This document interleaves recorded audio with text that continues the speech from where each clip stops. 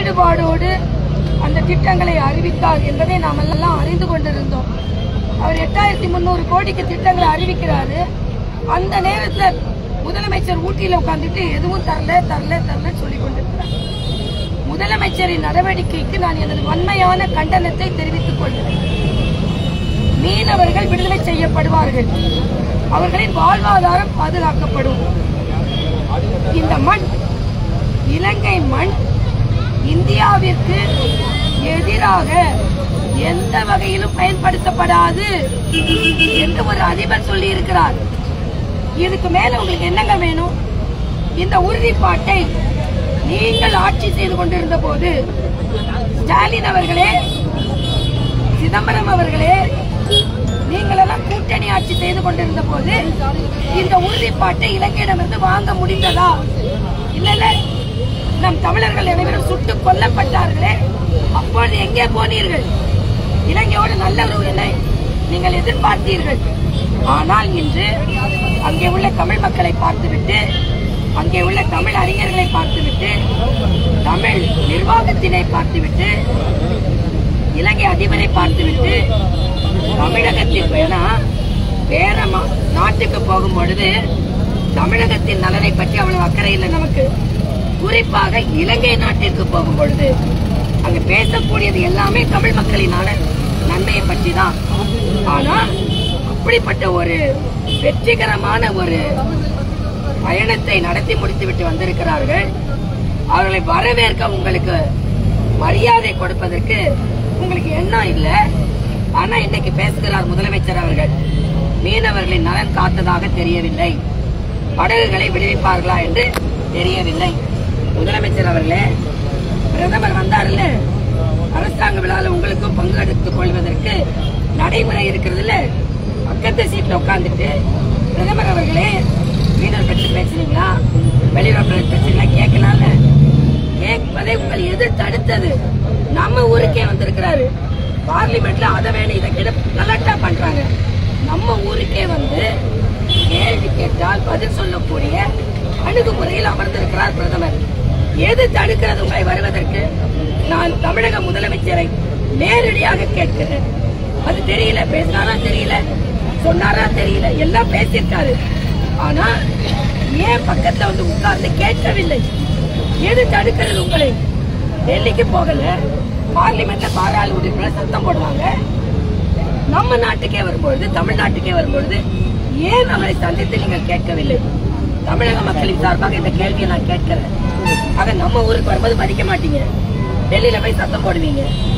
ஆக இது வன்மையாக கண்டிக்கத்தக்கது. அதே மாதிரி இலங்கை மீனவர்கள், தமிழக மீனவர்கள் பிரசாத் சொன்னாருங்க, 15 மீனவர்கள் விடுவிக்கப்பட்டிருக்கு நேற்று மட்டும். அதுக்கு முன்னால பல மீனவர்கள் விடுவிக்கப்பட்டிருக்கார்கள். அரபு நாடுகள்ல மட்டும் ரம்ஜான் அன்னைக்கு நல்லெண்ணெய் அடிப்படையில் 500 இந்தியர்கள் மீட்டெடுக்கப்பட்டிருக்கிறார்கள். நேற்று கேட்கிறாரு முதலமைச்சர், இன்னைக்கு கேட்கிறாரு, படகுல மீட்டு வந்தாரா, மீனவர்கள் மீட்டு வந்தாரா? நீங்க இலங்கையில உள்ள தமிழர்கள் கொலையை நீங்க தடுக்கல. அது மட்டும் இல்ல, இன்னைக்கு இலங்கையில் உள்ள மீனவர் பிரச்சனை பத்தி பேசுறாரு. காசிமேடு மீனவர் பிரச்சனை, காசிமேடு துறைமுகத்துல 800 விசைப்படகுகள் இருக்கிறது, 1400 காட்டுப்படகு இருக்குது. ஒரு மாசமா டீசலுக்குள்ள பணத்தை அவங்களால எடுக்க முடியல. மத்திய அரசு கொடுத்த பணத்தை, மாநில அரசு சேர்த்து கொடுத்த பணத்தை அங்க உள்ள ஸ்பைப் மிஷின் வேலை செய்யல. முதல்வர் அவர்களே, எதையோ பேசுறீங்க. காசிமேட்ல அங்கே உள்ள மீன்பிடி தொழிலாளர்கள் அந்த பணத்தை, அவங்களோட டீசல் பணத்தை எடுக்க முடியல. ஆக உங்க ஊரை பாருங்க, மணிப்பூரை பாக்குறதுக்கு முன்னால காசிமேடை பாருங்க. காசிமேட்ல உள்ளது காசியை பாக்குறதுக்குள்ள காசிமேடை பாருங்க. அதை பாக்குறேன், இதை பாக்குறேன்னு தமிழக மக்கள் முதல்வரை மன்னிக்க மாட்டார்கள். ஏதாவது தமிழக மக்களோட பிரச்சனை பற்றி பேசப்பட்டிருக்கிறதா? இன்னைக்கு வக்ஃப் மசோதாவை எதிர்த்து பேசுகிறார்கள். நேற்றைய தினம் கர்நாடக உயர் நீதிமன்ற நீதிபதி பொது சிவில் சட்டம் தேவை, ஏனென்றால் ஒரு இஸ்லாமிய சகோதரி கொலை செய்யப்பட்டார். அவரோட சகோதரனுக்கும் கணவருக்கும் சண்டை. பொது சிவில் சட்டம் இல்லாததுனால்தான் இஸ்லாமிய சகோதரிகள் இப்படி பாதிக்கப்படுகிறார்கள் என்று உயர் நீதிமன்ற நீதிபதி சொல்லியிருக்கிறார். ஆக எல்லாமே நல்லதை செய்து கொண்டிருக்கும் போது இது எல்லாம் தப்பு. ஆக உயர் நீதிமன்றம் பொது சிவில் சட்டம் தேவைன்னு சொல்லுது. இது வேண்டாம். இஸ்லாமிய மகளிர் கூட்டமைப்பு மசோதா வேணும்னு கேட்கிறாங்க. இதுக்கு என்ன பதில் சொல்ல போகிற ஸ்டாலின் அவர்களே? ஆக மக்கள் பிரச்சனை எல்லாத்தையும் விட்டுருவாரு. மரியாதைக்குரிய பிரதமர் அவரை வந்து வரவேற்காதது தப்பு. நிகழ்ச்சியின் பக்கத்தில் அமர்ந்து நீங்கள் என்ன பேசுனீங்கன்னு கேட்டிருக்கலாம். என் வரவேற்பு வரும்போது அதற்கான பேசுகின்ற வாய்ப்புகள் அதிகம். ஆக நம்ம நாட்டிலே வந்து தமிழ்நாட்டுக்கே வந்து பக்கத்துல அமர்ந்து பேசக்கூடிய உரிமை இருந்தும் நீங்க பேசல. இந்த உரிமையை நீங்கள் விரைவில் இழப்பீர்கள் ஸ்டாலின் அவர்கள். ஏன்னா சந்திரசேகர் அப்படிதான் செஞ்சுட்டு இருந்தாங்க. நாம் கவர்னரா இருந்த மரியாதைக்குரிய பாரத பிரதமர் வந்து தெலுங்கானாக்கு நல்ல திட்டத்தான் கொடுப்பாரு. தெலுங்கானா முதல்வர் வரமாட்டாரு. இன்னைக்கு வர முடியாத நிலைக்கு மக்கள் அவரை தள்ளிவிட்டார்கள். ஸ்டாலின் அவர்களே உட்கார்ந்துக்கோங்க. இதே மாதிரி உட்காருங்க. நீங்கள் உட்காருங்க. அதே நேரத்தில் நிச்சயமாக மக்கள் புறக்கணிப்பார்கள். தமிழக காசிமேடு மீனவர்கள் பிரச்சனை பாருங்க. தமிழ்ல கொள்ளை அதிகரித்திருக்கிறது. இங்க எல்லா இடங்களிலும் குட்கா கிடைக்கிறது. எல்லா இடத்துலயும் லாட்டரி விற்பனை நடக்கிறது. இதையெல்லாம் விட்டுட்டு எப்ப பார்த்தாலும் கஞ்சா எங்கெங்க எல்லா இடத்தையும் கிடைக்குது. அஞ்சா நெஞ்சங்கள் சொல்லிக்கொள்ள கஞ்சா நெஞ்சங்களாக திமுக மாறிக்கொண்டு இருக்கிறார். ஆக இதையெல்லாம் வைத்துட்டு மிக தவறான ஒரு நடவடிக்கையை தமிழக முதலமைச்சர் ஈடுபட்டுக் கொண்டிருக்கிறார். அதனால் எங்கள் வன்மையான கண்டனத்தை நாங்கள் தெரிவிக்கிறோம். இலங்கை பயணத்தின் போது கூட கச்சத்தீவு விவகாரம் குறித்து இந்திய பிரதமர் பேசுறாரு அப்படின்னு நான் கேட்கிறேன். பேசலாம் உங்களுக்கு எப்படி தெரியுங்க? வந்து கேட்டுக்க வேண்டியதானே?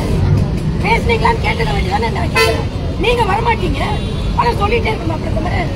நான் கேட்கிறேன். தமிழக மக்கள்கிட்ட ஓப்பனாவே கேட்கிறேங்க. பேசுனீங்களா பேசலையா? இது வெளியுறவுத்துறையில இருந்து முதலமைச்சர் அடிப்படையில் ஒரு சிந்தனையே இல்லாம பேசுறாரு. ஒரு வெளியுறவுத்துறை அமைச்சர்ல வெளியுறவுத்துறை விவகாரத்துல பேசுனதுல எல்லாம் சொல்லிடுவாங்களா? அது முழுமையடைய வேண்டாமா? இதெல்லாம் சினிமா வசனமா? இல்ல உங்களுக்கு எழுதி கொடுக்கிற மாதிரி படிக்கிற வசனமா? என்ன நினைச்சிட்டு இருக்கீங்க? நான் கேட்கிறேன். இன்னைக்கு கேட்கறீங்களா? எல்லாம் பேசுனீங்களா இல்லையா? வந்து கேட்கறதுல உங்களுக்கு எது தடுத்தது? நேற்று நீங்க வந்து பிரகாஷ் நிக்கிற மாதிரி பிரதமர் பக்கத்துல முதல்வர் நிற்பதற்கு வாய்ப்பு ஏன் வரல? வரமாட்டீங்க. ஆனா தெரியல என்ன அர்த்தம்? ஆனா பிரதமர் நீங்கள் கேட்காமலே எல்லாம் செய்து கொண்டிருக்கார். கச்சத்தீவை பத்தி இன்னைக்கு பேசுறீங்கல்ல, நான் கேட்கிறேன். மன்மோகன் அரசாட்சியில நீங்க அமைச்சரா இருந்தீங்களா? ஏன் கேட்கல? சில நாட்களுக்குள்ள தீர்க்கணும்னு நினைக்கிறீங்களே, பல ஆண்டுகள் நீங்க ஏன் தீர்க்கல? ஏன் தாரை வார்த்தீங்க? இப்ப எங்க போனீங்க நீங்களாம்? அதனால முதல்வர் அவர்கள் நீங்க கேட்கும் கேள்விக்கெல்லாம் திருப்பி கேள்வி கேட்போம். நீங்க ஆட்சி செய்யும்போது என்ன செஞ்சீங்க? சிதம்பரத்தை நாங்க கேள்வி கேட்போம். நீங்க ஆட்சி செய்யும்போது என்ன செஞ்சீங்க? வந்தே பாரத் ரயில் மாதிரி ரயில் விட்டீங்களா? தென்தோப் பகுதிக்கு கூட ஒரு ரயில் கிடையாது. எல்லாம் செஞ்சுக்கிட்டு இருந்தோம். மறுபடியும் ஸ்டாலின் ஒரே ஒரு கேள்வி கேட்டு பதில் சொல்லுங்க. பிரதமரிடம் வந்து பிரதமரை வரவேற்று அவர் அருகில் உட்கார்ந்து என்ன பேசுனீர்கள் என்று கேட்பதை உங்களுக்கு எது தடுத்தது? இப்ப நீங்க வரமாட்டீங்க. ஏன் வரலை? தமிழக மக்களுக்கு நீங்கள் பதில் சொல்லி ஆக வேண்டும்.